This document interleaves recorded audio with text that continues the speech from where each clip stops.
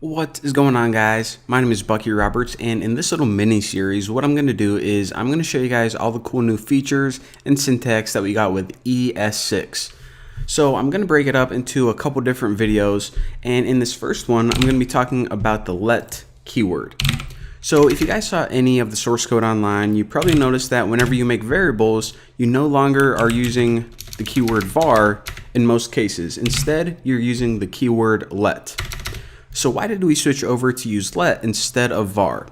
Well, with var, as I'm sure you guys know, there's a lot of scoping issues. And by that I mean whenever you made a variable or declared a variable using var, it wasn't quite clear exactly where you were allowed to access this variable. Were you allowed to use it inside functions, inside if statements? What if you made it inside an if statement? Could you use it outside the if statement? I mean, it was just confusing and no one really could follow along with the exact rules. Well, with let, the rules are very simple. Whenever you declare a variable using the keyword let, that variable is accessible from the same block that it was declared. So I'll show you guys a quick example right now. So let's say that I had a function and I named it the notebook. Alright, so any of the variables I put in here, and let me just make a variable called the notebook. So we made a variable called movie. Now since we use let, this variable is only accessible from this block, the same block that it was declared. And just real quick, I'll explain this. Whenever I say declared, declared means that you're just pretty much saying, hey, computer, I'm about to make a variable. And whenever you declare it, it pretty much reserves a bit of memory in your computer for it.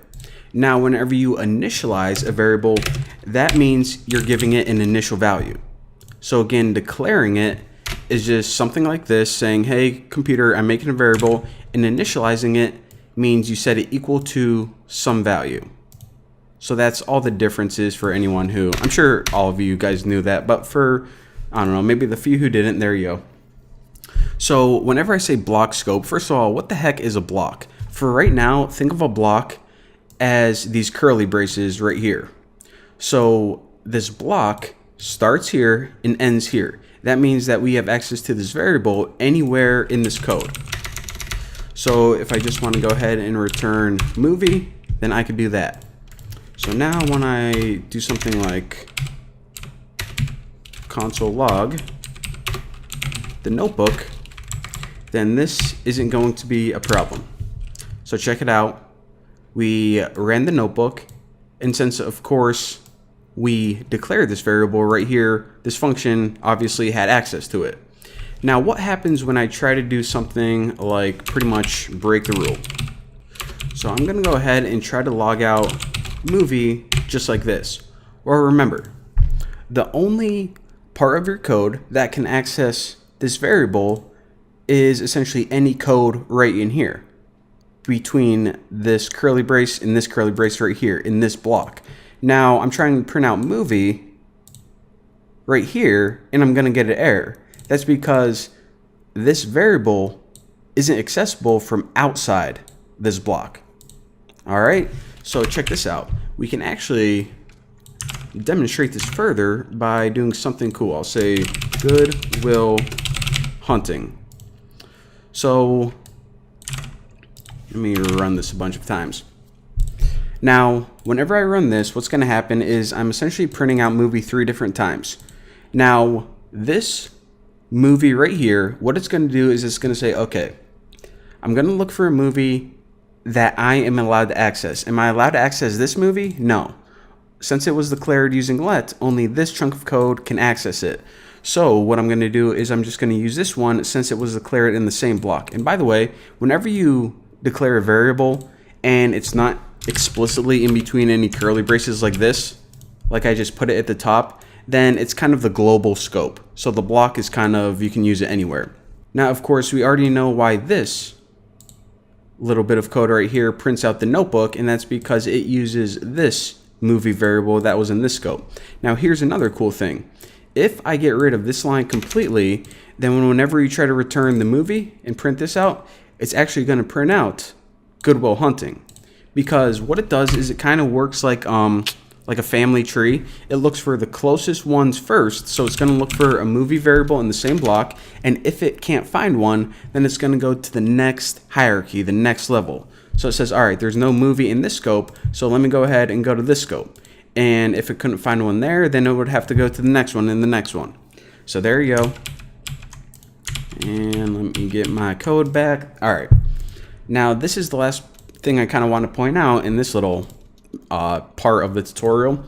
So even though we declared and initialized the variable right here called movie, and then we ran this function which declared and initialized another value for movie, whenever we tried to print out movie right here, it didn't use the notebook. It actually used this movie right here. Why? Because it still didn't have access to it. Even though we made the same, or a variable with the same name, we still weren't allowed to access it because it wasn't in our scope. All right, pretty cool. So that's all scope is in block level scope. Pretty much means you can access this variable from the same block that you declared it in. Now, just to iterate, that block doesn't have to be a function. I'll run another sample right here. So I'll say Bucky's function. And this is just going to be the dumbest function ever. So let me make a couple variables here just so I have something to print out. And I'll say let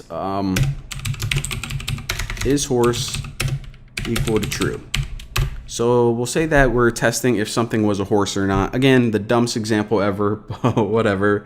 And I'll say let saying, and this is just going to be a little chunk of text I want to print out. So I'll say bacon is good. So this program is absolutely worthless, but I'll just demonstrate something real quick. So whenever I print out something and I'll say,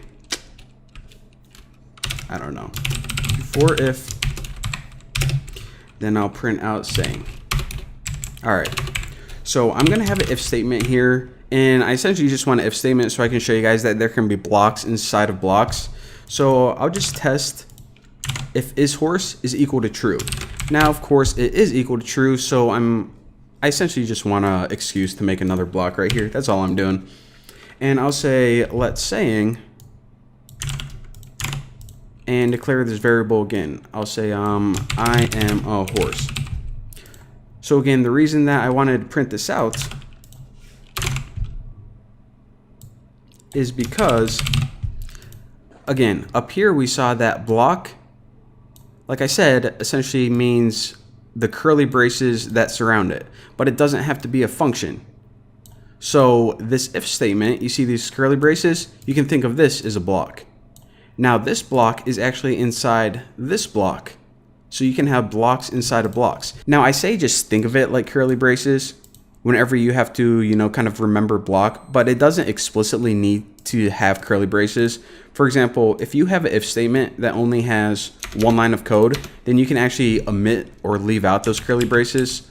So that would still be a block. But for right now, just think of a block like curly braces. It's a little bit easier to understand that way. And before I run this, I'll give you guys a little challenge.